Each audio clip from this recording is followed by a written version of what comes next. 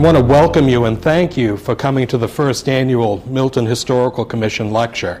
In a lot of ways, when we think of Milton, we think of a town that is a suburb of Boston. But in a lot of ways, Milton is a very characteristic town. It surrounds Boston. It's less than 7 miles in some aspects from the State House Dome. In a lot of ways, Milton itself has retained its individuality throughout the 17th century. Having been settled in 1630 by a group of Puritans seeking religious freedom coming from the west of England, it would actually become a town as an independent town in 1662. But beginning in that period, Milton itself would evolve from what was basically a farm community into a suburb, beginning even in the late 19th century. Boston itself, seen here in a map from the 1820s, would be an area just north. But the area of Milton itself, as we see here, would actually be an area that went primarily east to west. Milton itself in the period of the 17th century was composed of fewer than 1,000 people, but tremendous farms. Now, the basic concept of this lecture is to not only extol the virtues of architecture, but to try to explain some of the reasons why Milton evolved. In a lot of ways, Milton in the 17th century was comprised of wonderful early first period houses. Here, the Tucker House, which is now on the Carr property on Brush Hill Road, had originally been on Brush Hill Road opposite Robin Street. It's a great example of not only an early house, but today it is the oldest house in Milton. And Tucker himself, in a lot of ways, would have actually had an extensive farm that would have encompassed what is the present area of Brush Hill Road. But we'd also see throughout that 17th and early 18th century period smaller houses, such as the Nathan Babcock House. And this house on what is now the corner of Adams Street and Father Kearney Lane, it's not only a wonderful example of an early colonial house, but it's also in some ways extolling its name and date, 1753 on the chimney, but it's also a colonial revival remodeling. And though the house itself is a true colonial, by the period of the turn of the 20th century, this would be embellished not only with wonderful fences and a carriage house in the back with wonderful detail work, but it remains as a good example of an 18th century house. These smaller houses, though, were typical of what one would have seen for many of the Milton residents. But Milton was also the home of 2 royal governors, and the royal governor Jonathan Belcher, and his house still stands on Belcher's Lane, is a great example of some of these big houses that would be built in the 18th century. Jonathan Belcher himself, of course, lived in the Province House in what is now Washington Street in downtown Boston. But he kept a summer house here in Milton that would eventually, after burning in 1776, be rebuilt by the Madam Belcher and today is a private residence. We'd also see in that period that the Governor Hutchinson House, known as Unquity, was also a royal governor's house that was at the corner of Adams and Hutchinson Street. These were very different types of houses that were being built. They were for the aristocracy, so to speak, and the king's representative in the colony. But in a lot of ways, it was typical of the 18th century to see these large pieces of not only property, but mansions built on them. Would also see the James Russell House, a house that actually James Smith would actually be the name. Smith himself would have actually built this at Brush Hill Road and Smith Road. The house itself would be, throughout the 18th and early 19th century, an extensive estate. But it's surprising that this was actually a farm where elm trees were nurtured. And if you know the paddock elms that were along Tremont Street in your readings of colonial history, they were nurtured here at this house, as were the elms that were planted in front of the Suffolk Resolves House when it was in Milton Village. Each of these large houses would represent in some ways the evolution of early first and second period housing. But by the period of the late 18th and early 19th century, Milton itself was beginning to evolve a new form of architecture. It was neoclassicism, but it would actually be called American Federal. And one of the best examples that still survives to this day is the Cabot Robbins House on Morton Road. And though today we would look at this house from Morton Road itself with larger houses in the foreground, the house had been built in 1798, and probably its most famous resident was Edward Hutchinson Robbins, founder of Milton Academy. And looking at this building with a 5-bay facade, it was a magnificent structure. But it was one of the types of houses that would see tremendous changes surrounding it in the 20th century, especially with suburban development. Other houses, such as the Davenport House, that actually was later lived in by Mrs. Wakefield, great example of a high-style building of the turn of the 18th to the 19th century. And we realize that each of these buildings themselves are great examples of architectural details, but they're also something that we had to realize that was set on large lots of land, extensive estates, and would be maintained right through to the 20th century. Some of the houses, though, that we pass by on the streets of Milton, such as this, the house at Adam Street next to the Forbes House, is a great example of a house that has evolved over time.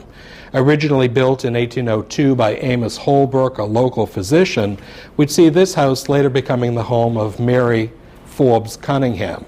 Not only was she a wealthy resident of Milton, but she left her entire fortune to eventually establish Cunningham Park in East Milton. In a lot of ways, her house itself was beautifully furnished, but she herself had left her entire fortune to charity. Each of these houses, in a lot of ways, represented how Milton would begin to change. But by the period of the 1820s, Milton was actually at a cusp. We would see by 1825 that the Granite Railway Company would be established in what became known as Railway Village, or what is today East Milton. And beginning in 1826, with a 40-year lease, the first railway in America would transport not passengers, but granite. Quarries in Quincy, known as the Bunker Hill Quarries, was where granite would be actually quarried. It would be brought to Railway Village, where it was then dressed, and then brought on to the river, where it would be floated by barge to Charlestown to build the Bunker Hill Monument. The railway seen here crossing Adam Street would actually go along a road today that we call Granite Avenue. Very appropriate. These gondola cars would be pulled by a group of horses. It was a gentle decline on the area between the quarries themselves and the river, but the concept was that this was an engineering feat of Gridley Bryant.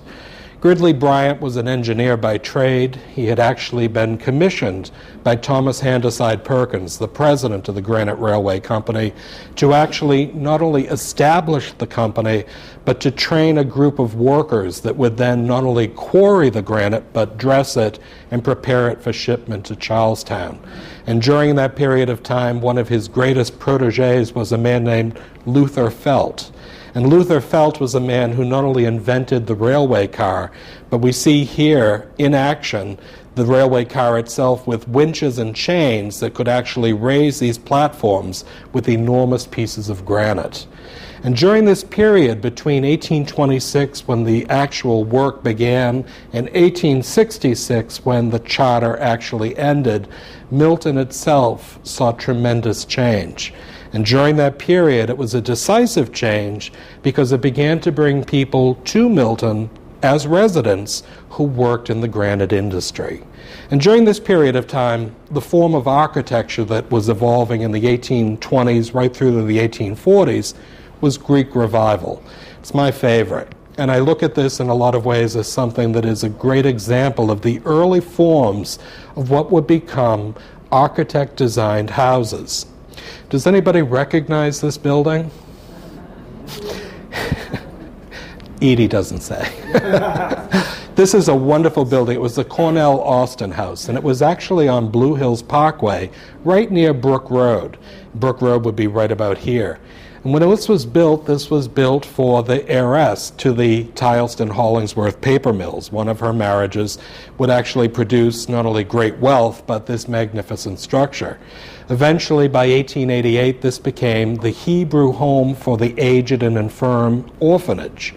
And the building would survive until 1911, when eventually, when it was demolished, portions, including 2 of these Ionic columns, were used on a 2-family house on Elliott Street as the actual supports to the porch itself.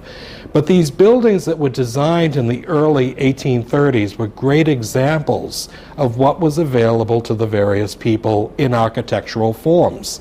Of course, even the Milton Hill House was a great example of Greek Revival architecture. And here at the crest of Elliott Street, on the crest of Morton Hill, we realized that each of these buildings would represent something that was either architect designed or extracted from a house builder's guide of the period.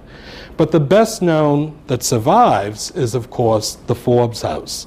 And the Forbes House, when it was built and completed in 1834, had been designed by Isaiah Rogers. Isaiah Rogers was probably one of the best known architects in the Greek Revival form in America. And during his lifetime, he would design not only magnificent private residences, but numerous hotels throughout America. But the Forbes House was built as a summer house for Mrs. Forbes, the mother of John Murray Forbes, Mrs. Cunningham, and Captain Robert Bennett Forbes. And she would live there with a small house on Pemberton Square in Boston until her death, when eventually the house was purchased by her son, and we would see it actually being increased in size by Peabody and Stearns, who added the third story of the house. Surprisingly, they actually maintained the oculus that actually surmounted the roof itself. But this house, as an example of a Greek Revival structure, would evolve from what was basically a summer house to an in-between house when the family only used it in the spring and the fall until the 1930s, when Miss Mary Forbes used it year-round until her death. Today, as the Robert Bennett Forbes House Museum, it's a great example of how a family would have lived. But in some ways, it was a very grand house, and not everybody in Milton that lived in a Greek Revival house lived in such a grand mansion. Other people, such as the Dudley family, would live in a house which was on Dudley Lane off of Adam Street, a very simple Greek Revival structure with, ironically, wonderful dormers themselves that create the only decoration to the building. And of course, one that does survive is Fred and Elise Brink's house at the junction of Randolph and Canton Avenues. In some ways, each of these early forms of architecture were built for people that lived in the community. These were typical. But it was also the fact that by the period of the 1840s and 50s, especially because of the Granite Railway, and especially because the spur of the Old Colony Railroad, we began to see Milton beginning to change somewhat in a way that people themselves would commute to Boston, either for business or pleasure. Beginning in the 1840s, after the Greek Revival period, we began to see some of the private houses actually embracing some of the romantic forms of early Victorian architecture. The Watson House, which was originally on Adam Street, is a great example of this type of Gothic cottage with barge boards that are actually wonderful detail work, lancet areas that would actually go through to a small garden, and wonderful windows themselves. Each of these early structures began to show the forms of architecture that would be available from the 1840s to the early part of the 20th century. But in a lot of ways, many of these early buildings themselves were being built not by Milton residents, but people who had come to the town. Beginning in the 1850s and early 1860s, many very well-to-do merchants looked at Milton as a feasible alternative to Brookline. Milton was less than 7 miles, and it was no more than an hour by horse or carriage. And people such as Henry Perkett Kidder, one of the co-founders of Kidder, Peabody and Company, would build his summer house on Adam Street just as it descended towards Governor Belcher's house. In a lot of ways, this building, though there is no architect ascribed to it, it's thought it could possibly be by Nathaniel Bradley. Bradley had designed the Kidder townhouse that was on Marlborough Street in the Back Bay, and this building itself has much of the high-style detail of Bradley's houses that were built in the same period. In a lot of ways, Kidder was typical of these merchants that were coming to Boston and to Milton to build large houses. John Murray Forbes would build his house, called Fredonia, on Adam Street, almost directly opposite the area of the Forbes House. Fredonia had over 25 acres of land that sloped down towards the Neponset River. But when this was built in 1849, you basically saw a brick house, high style, actually adjacent to the area of Lower Mills and the Milton Village, but it was a great example of these larger estates that would be built in this period. Not only would Kidder and Forbes, but even the Brooks family built this house called Wayside Farm. This was on Adam Street, just as you actually descended Adam Street towards the junction at Algerine Corner. The Brooks family had built this large house that extended back not just to Center Street, but continued on. And we saw in some ways that these houses were built on earlier lots of land that had had simple houses that they had replaced. In this period, it was decisive because many of these buildings themselves were not only architect designed, but in many ways important because they were actually using what was once farmland now as an estate. Many people call the Forbes House Museum the Captain Robert Bennett Forbes House, and many people think that he might have lived there. Well, he visited there quite often, but he lived across the street. And his house was called the Birches. And that, too, like Fredonia, was opposite the Forbes House. This house, though no architect is known, it's probably thought it could be by Upjohn, a very well-known architect. But the building itself was something that was used by the family for generations. And surprisingly, many of these families who would keep a house in Boston during the season did not actually include the Forbes. Neither one of them would keep a house themselves in Boston. It would only be the next generation that would actually be able to maintain property. And of course, the Hollingsworth House, known as Brushwood, which is now converted to condominium development on Brush Hill Road, would actually be over 300 acres of land that actually went all the way to Blue Hill Avenue and wouldn't be developed until the period of the 1940s and 50s.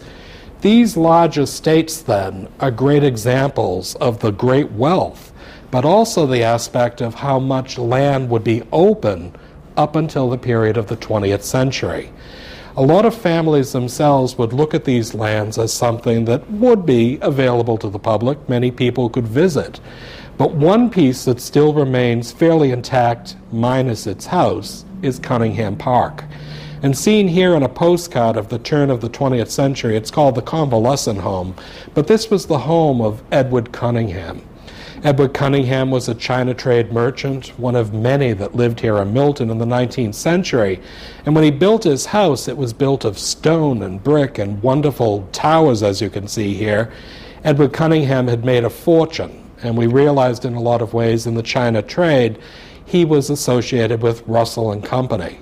But by the period of the 1880s, we saw that his family would continue to live in the house until such time it was actually sold to what became known as the Cunningham Foundation, a foundation that had been funded by his aunt, Mary Forbes Cunningham, that we spoke of earlier. And it was his aunt that would then purchase the property from her niece to establish Cunningham Park. Cunningham Park throughout the 20th century still maintained the farms, greenhouses, as well as we see here an enormous flock of sheep that would actually be available for everyone that lived in Milton. And the surprising thing was that the Cunningham Foundation to this day allows people not only to do lawn bowling and tennis as well as bowling in the basement of the building itself, but we would see that the lands themselves still represent a large estate, in some ways still in the town of Milton. In some periods after the Civil War, we had to realize that most of these houses themselves had taken on new meaning. By the period of the 1860s, Milton was comprised of not only smaller, earlier houses, but it was also being built up with large estates such as the Whitney Mansion. Henry Whitney, who was the president of the Boston and Providence Railroad, lived on what was Tremont Street in a Bullfinch-designed house called Colonnade Row. It went between West Street and roughly what is today Boylston Street, facing the Boston Common. But he built a house here in Milton that was, as you can see here, 28 rooms. It was at the corner of what is today Blue Hill Avenue and Robin Street. One building that does survive is Delphi Academy, and that was the gardener's cottage and the gatehouse. But Henry Whitney himself would own, at that point, over 100 acres of land that actually cascaded down the hill to Canton Avenue. This was the type of house that was being built and architect designed during this period, so much so that many of these people began to look for architects to actually design houses that would be not only a statement, but something that was comfortable. Well, after the death of their mother, Mrs. Forbes, Cornelia and Frances Perkins Forbes would actually commission William Ralph Emerson to build their house, Three Pines, and still stands at 7 Fairfax Street off of Brook Road. When this was designed, it was thought to be the finest example of a stick-style house in the United States. Now, we know William Ralph Emerson himself primarily because he is considered the father of shingle-style architecture. But beginning in the 1860s and early 1870s, he was very adroit at designing. And he could design any type of a building a client would want. And the Forbes sisters themselves built this house in such a way that it was on a large lot of land, but it was in and around an area called Three Pines that wouldn't be developed until the period of the teens and 20s of the 20th century. And their nephew, James Savage Russell, would eventually develop an area with Russellwood Road and the surrounding streets to create a planned neighborhood. Three Pines, however, was a wonderful wooden structure. But in this period, William Ralph Emerson himself was creating massive estates in Milton for families that would only live here for a period of time during the year. The Eustace House is probably his greatest house to survive in Milton. And this building, which still stands at 1426 Canton Avenue, is one of his best examples of what is not only a full-blown shingle-style house, but also has buttresses built of stone, of course, woodwork, as well as this modified wattle and daub itself in the attic. The house was designed for the Eustace family in such a way that the estate itself at one time comprised over 300 acres of land, of which today fewer than 150 survive. But the building itself is a very good example in some ways of what Emerson was capable of doing. And the building in some ways is still lived in by descendants of the family, but you have to realize in some ways that this was a working farm. William Ellery Channing Eustace, who had commissioned this house, was a friend of Emerson's. But it was also an important feature to realize that Eustace was also an amateur architect. And though Emerson himself designed the magnificent mansion itself, Eustace would design the gatehouse, the ice house, the sod house, and the paddocks that were all built on the property. And throughout the 19th and early 20th century, this was truly a working farm. And Eustace, in a lot of ways, was typical of these different families that would actually build a house and use it as an in-between type house. This is Mr. Tuzlan. And Albert Tuzlan was actually one of the presidents of the Burlington Northern Railroad, which was actually started by John Murray Forbes. He himself had kept a house in Boston's Back Bay, but he built a house here in Milton that he called Fair Oaks. And Fair Oaks was designed by William Ralph Emerson. After his death, his daughter, Lady Hood of Whitley, would actually sell the property to S.S. Peirce's son, Wallace Lincoln Peirce. And they would live there right up until the period of the 1940s when the family would sell it for development, and eventually was built Milton Hospital. And the building itself was a great example on a large lot of land in an area just adjacent to the Milton Library.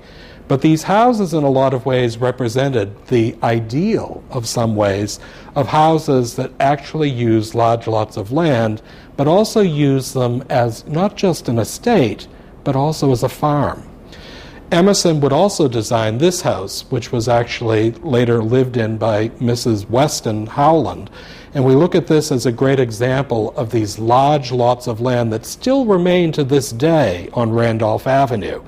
But in a lot of ways, each of these houses represented an architecturally significant building, but we also realized for the extraordinarily wealthy.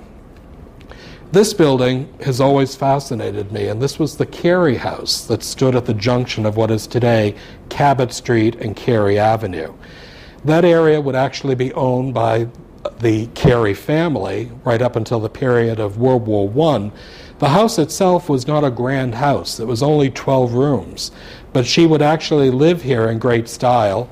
She herself was a daughter of John Murray Forbes, and Alice Forbes, Carrie herself, would live here.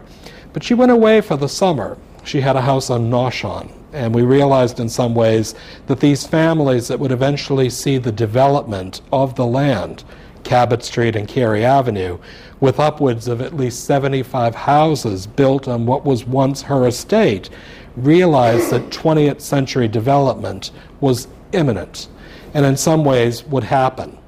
A good example of that development was this, Home Farm.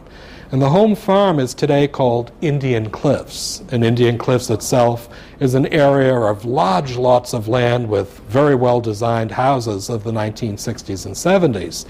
But Home Farm was the home of Henry Russell. And Russell himself was a great example of some of these people that were building large houses on what was a farm. And this was truly a farm. It was a dairy farm. And every so often on eBay, one can see milk bottles that are actually marked Home Farm Milton. Well, the building itself was also designed, as it's said by the descendant of the family, by William Ralph Emerson. And it was actually over 300 acres of land that extended back to what is now the Wollaston Golf Club. And seen here in the drawing room of the house is Henry Russell himself, his wife, and their daughter, Mrs. Apthorpe, for whom her husband was named Apthorpe Chapel at the Academy.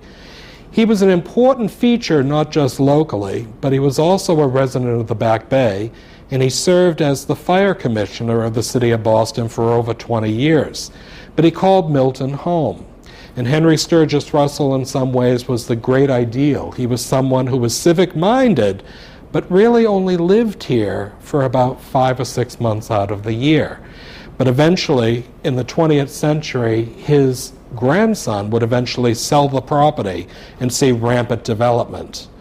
And this building, the Wolcott House, which actually is on Upper Canton Avenue, is a great example of a house that's gone through many different guises. This was actually redesigned in the 20th century, and it was actually a large piece of land. This was Governor Wolcott. And Wolcott lived here on property that had been owned by his parents as early as the 1860s. But we realize in some ways that this property itself, looking at it as a farm, looking at it as a large estate, was fine in the 19th century, but by the 20th century, many families could not maintain such extensive tracts of land. And during this period of time, we began to realize that by the 20th century, some of these grand houses began to be scaled down. Well, this was not one that was scaled down, and though this says Jeanne d'Arc Academy, this was the Slater Mansion. And Mabel Hunt Slater was the daughter of William Morris Hunt, the great portrait painter who lived on Brush Hill Road. Her property itself was extensive. She had purchased land from her mother and eventually had her brother, Paul Hunt, design a house that was 40 rooms. And it was said that at the housewarming had the entire Boston Symphony Orchestra as the people that provided the music. Mabel Hunt Slater had inherited the wealth of her husband's family, the Slater Mills, in Rhode Island. But you have to realize that today the estate is Curry College, and that the building still exists along with many of the outbuildings. And this is a good example of some aspects of these estates with adaptive reuse. And of course, one of my very favorite houses, the Saltonstall House that was on Milton Street, designed by Bigelow and Wadsworth, a great mansion, extensive, one of the typical houses in that area of Milton Street. Today, this has been developed for 2 houses, divided down the middle on either side. But we realize in some ways that by the period of World War I, very few houses of this magnitude were being built. It wasn't the fact that people couldn't afford it, it was the fact that people didn't wish to build such magnificent houses. And it was also endemic in the Back Bay, because by that period, the Back Bay extended all the way to the area of Bay State Road. But we would see houses scaled down. And by the time of World War I, very few houses being built.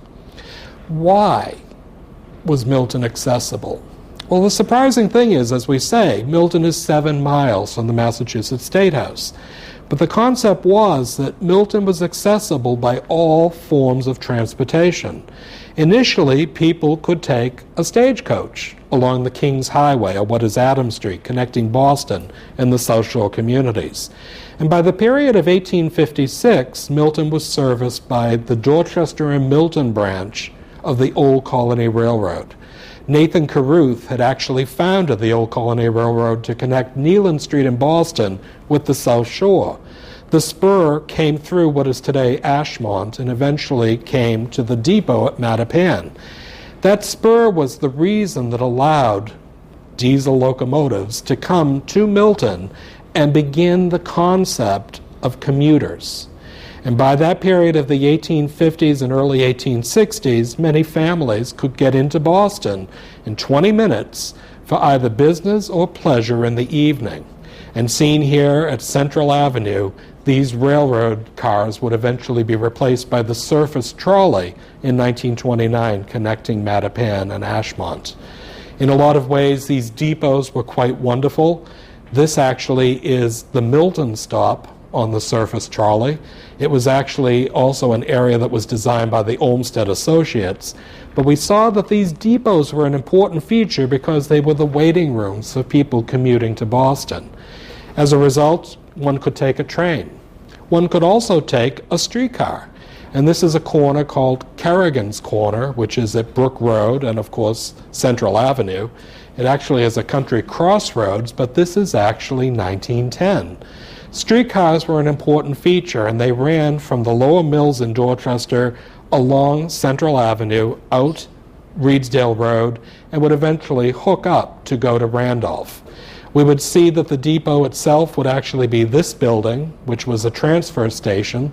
The building still stands on Reedsdale Road, a little south from what is today the area of the development of the teens and 20s, and the car house right here, which was actually torn down and a modern house built in the 1940s.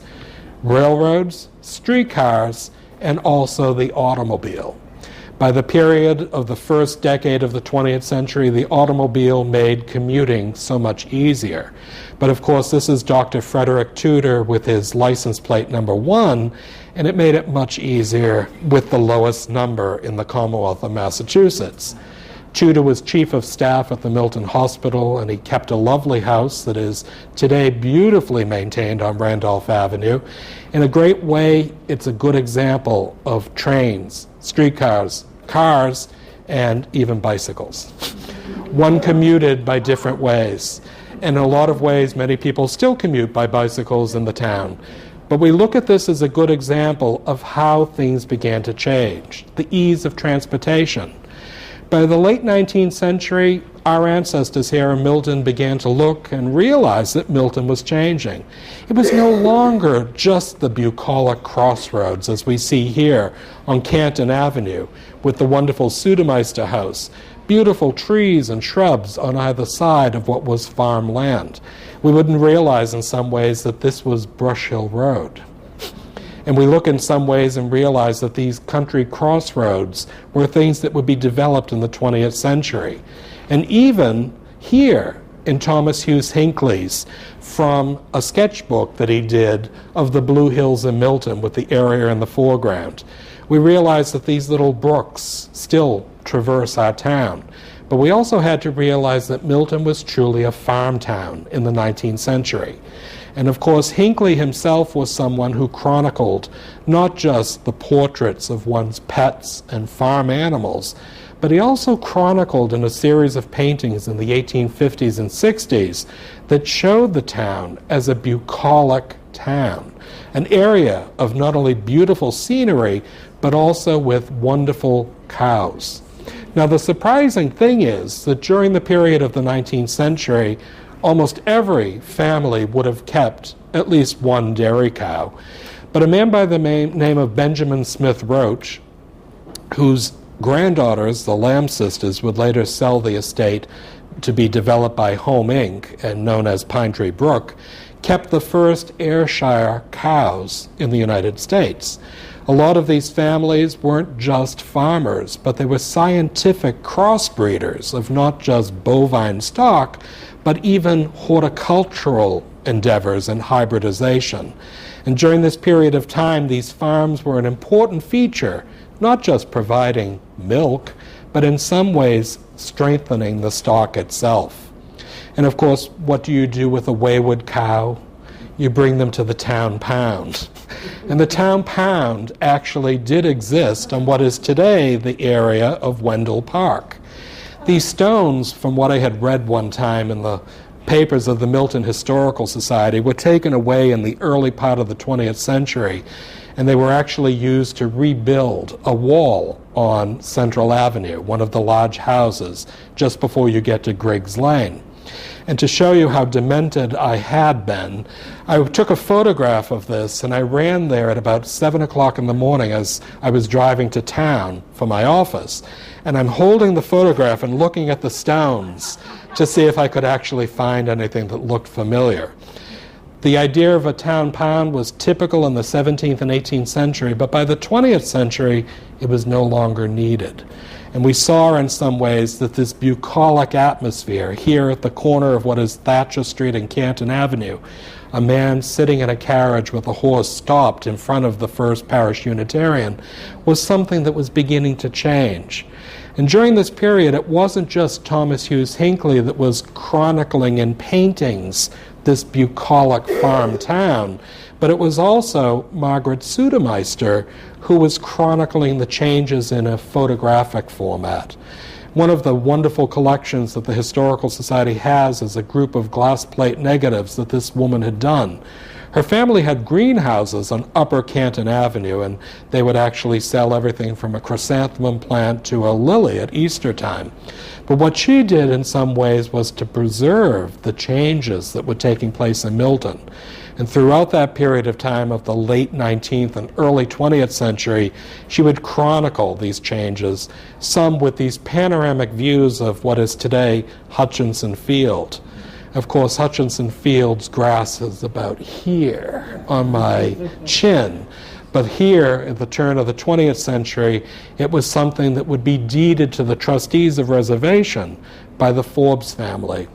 John Murray Forbes, Robert Bennett Forbes, and eventually even Mary Abbott Cunningham would eventually give this to the trustees of reservation to remain in perpetuity as open land. Of course, it was part of the old Hutchinson estate, but it was an important feature here because one looked out towards the harbor and we see the marshes of the Neponset and the outer harbor itself. Sudha Meister was an important chronicler, and one might think in a winter storm, this little pathway could be any street in Milton, but with a little horse-drawn carriage, we realize, or sled actually, realize in some ways what she was doing was saving something for us of today. In a lot of ways, when we look at the open lands of Milton in this period, some of the lands would remain right up until the 1930s until they were developed. This is Elliott Street, if you can imagine, and looking up towards the area of what is Morton Hill, all of this area would be developed in the 1920s and 30s with housing, and eventually here on the other side was the Milton Hill House. But we'd also see an area of East Milton that would remain right up to the period of the early 1917 period. This is actually Squantum Street in the foreground, and we're looking towards what is Cabot Street and Carrie Avenue. This is the Carrie House at the top, and eventually in the background would actually be the Bowditch House, which is today the Oblates of Mary. This was a farm, and you realize that the Careys themselves lived on an extensive tract of land, but this was something that was actually kept as a farm, and you can tell that by the snow crop overlay of actually the rows of crops. In some ways, that bucolic aspect was never more poignant than at Paul's Bridge, the area that connects Milton and Hyde Park, which had once been a part of Milton. This area, photographed about 1900, shows not only cows in the foreground, but the small tributaries of the Neponset River itself, with the river actually past the marshes themselves. In some ways, this was what led to suburban development. And in that period of the 20th century, Milton itself was embracing an entire new generation of people. Many were descended from the original families. But we saw in that period of the late 19th, early 20th century, a population nearing 6,000 people. Many of them would actually enjoy looking at the natural qualities of the town. Here, Sudha Meister herself had taken a photograph of a group of young men and women on bicycles. Great photograph, but where were they going? They're going to the Blue Hills to actually enjoy watermelon. And in the background, you see some of the wonderful observations, things that were done by the Roach family, and realize that this was an important family that would actually maintain this open land and eventually deed it and become GBH, W, Great Blue Hill. An important feature of this open land. But in that period, too, we began to realize that Milton's old associations, especially with the First Parish Church Unitarian, in this photograph of the late 1890s, showed how important it was in and around the whole concept of the town green. In that period, throughout the 17th and 18th century, this was not just a place of worship, but it was also where town meeting was held until a great schism in 1837 when the first Milton Town Hall was built on what is roughly the site of the Baron Hugo Lira Bandstand today. In that period of time, Academy Hill, where the Academy had been founded, took on new meaning. It was no longer just a place of worship with the Unitarian Church on one side and the Congregational on the other. Now they were on either side of Milton Town Hall. Eventually, it would be replaced in 1878 by a new Milton Town Hall. Of course, we're all too young to remember this, but Milton Town Hall was designed by Hartwell and Richardson. The building itself would survive until 1970, and after tremendous conversation and even discussion at town meeting, it was demolished to make way for the present town hall. But we realized that each of these buildings would actually represent in some way an overlay of early architecture of wood, and eventually, even in the late 19th century, church as well as town meeting. By the 20th century, we realized that Milton was seeing the new subdivisions taking place. It wasn't just happening in Milton, it was happening throughout the metropolitan Boston area. New areas were being laid out for planned residential development. And one of the families that was involved was a family by the name of Holbrook. A man by the name of Ridgway Holbrook lived on West Side Road, and his father was Pinckney Holbrook, who ran a company by the name of Holbrook and Fox. They were land auctioneers and land developers, and they would develop entire areas of Dorchester and Roxbury. Eventually, they came to Milton and would build one house near the Academy and later West Side Road. But some of the friends of theirs, such as this architect, Edwin Lewis, would design the houses on these newly subdivided neighborhood streets. Now, Edwin Lewis had lived in Dorchester. He was a very well-known architect. He designed over 40 Unitarian churches in the United States and Canada, but he would eventually design 3 very high-style houses on Morton Road in Milton. This is 77 Morton Road, a house that he designed for a family by the name of Fifield. Emily Fifield was the widow of a physician in Boston, but she was also to become the second woman elected to the Boston School Committee.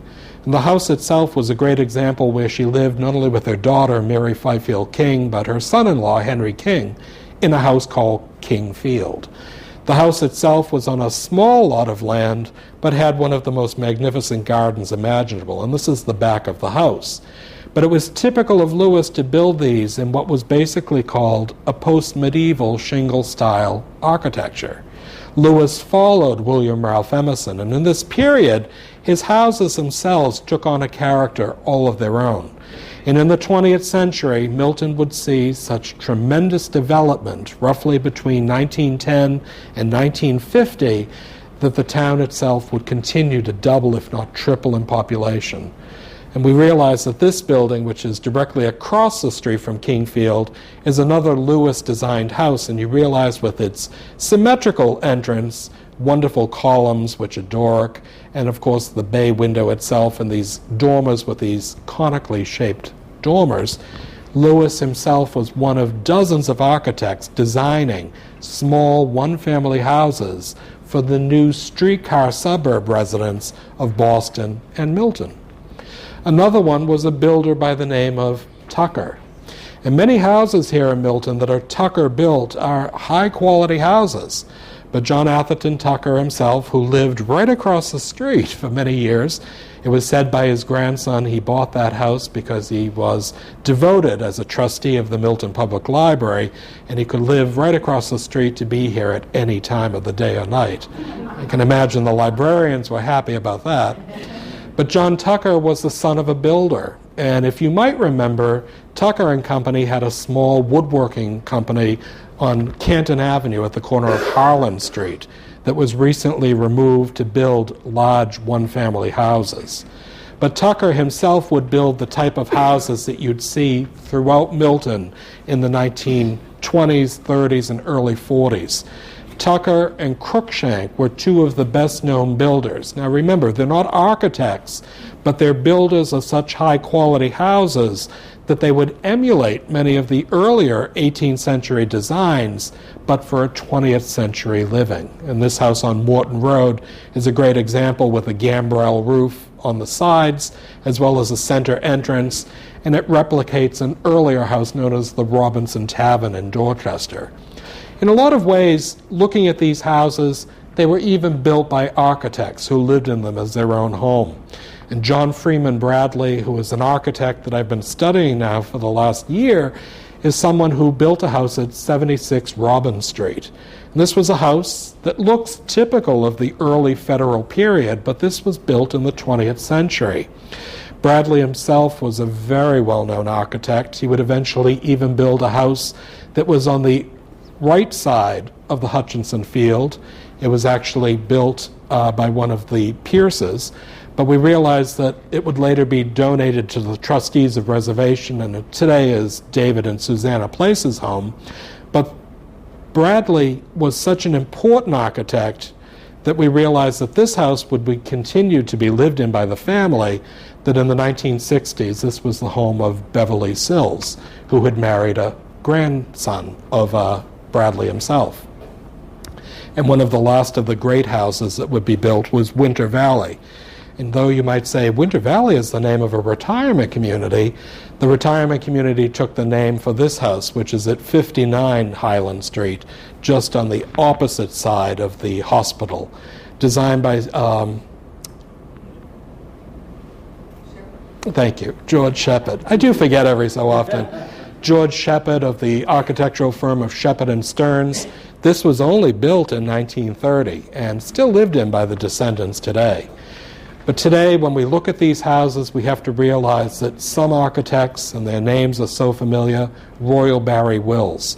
Royal Barry Wills was one of the best-known architects who designed for almost every magazine in America in the 1930s and 40s, and his firm still survives today on Newbury Street in Boston, would design this house on Adams Street. And we realize that even this, Brook Road, which is an area that would be developed in the 1930s and 40s, was the quintessential streetscape of the streetcar suburb period. In this aspect, people could commute to Boston in less than 15 minutes by transportation. But these streetscapes themselves showed enormous development, so much so that by the time of World War II, Milton's population had tripled from the time of the turn of the 20th century. And in a lot of ways, each of these buildings represent good examples of places that people called home, but it was also the advent of what we would call from farm to suburb. In that way, Milton itself has evolved in 3 centuries to embrace, in some ways, not only magnificent architecture, but also planned developments that are wonderful in our lifetime, too. Thank you. I hope you enjoyed it.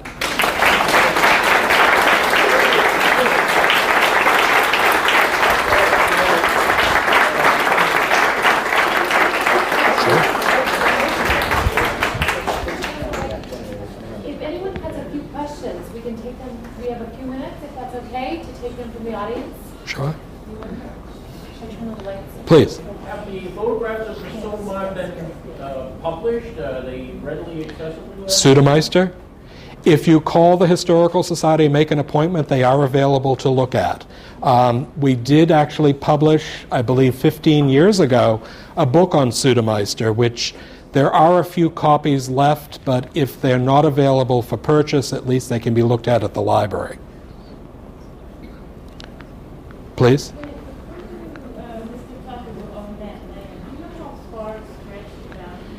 The area of Canton Avenue and Harlan Street?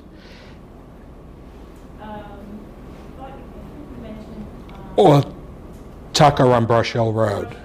Well, on Brush Hill Road it was extensive because in the 17th century, don't forget, people were given larger lots of land. Tucker himself is considered in some ways, with his house, the oldest house in Milton. We did have the Capon House. It is somewhere, supposedly in a trailer on a side street of Milton, awaiting rebuilding. But the Tucker House was even important in the 19th century, and people realized it was. When it was moved to the Carr Estate, where it is located now, the family called it the Centuries. And as a result, it must have been a charming place, especially on a cold winter night. But Tucker owned extensive farmlands of what is basically the area of Brush Hill, and actually the Historical Society will be hosting a lecture in the fall on Fairmount, the lost neighborhood of Milton. The estate or farm went all the way down. Not all the way to the river, but it was extensive, at least 60 or 70 acres. Please. Are you familiar with the Craig Farm or Craig Estate? I am. My tutor, I teach college at the Urban College of Boston, and my tutor is the wife or widow of one of the Craigs. So I listen to this constantly. The Craig Estates is the area of Pleasant Street that has now been developed for what is called the Craig Hill Estates. And they're lovely houses, but in my estimation, they're a little bit too close, that they actually look at this planned neighborhood on one street, but they're very close, and they don't actually give an example of open space. But the Craig family had a farm there, and they were devout members of Shiloh. Now, in the 19th century, even their daughters went to Shiloh in Maine. And during the period of the early 20th century, the Craig family carved into the side of that hill, which is now where the houses are located, "Believe in Jesus," that was limed every spring. And as one passed by, you began to realize that the Craigs were a devout family. But they ran what was a piggery, and people would actually drop off remnants where the pigs would revel in certain things. But it was developed in the very recent past. And this is a surprising thing in some ways. Milton is still seeing tremendous development. You might have remembered Badger Circle, even 20 years ago. I remember hearing stories that it was a strawberry patch. And I remember a woman by the name of Mrs. Badger. And when she died, the property was eventually developed, and we saw new houses on what was the Pleasant Street side of the circle. It happens throughout the town. And in some ways, the Historical Commission is a very important feature of this town because it's not quite the zoning committee of the town of Milton, but it's also an important feature that they can actually look at a building and help a person decide whether or not it's worthy of being saved. I think sometimes when we look at areas of Milton, they've changed so much that Milton itself is a place that one hopes to save every building. But with that stay of demolition order, with every building from a period back, at least has to go through a process, and that we save something that maintains the character of our town.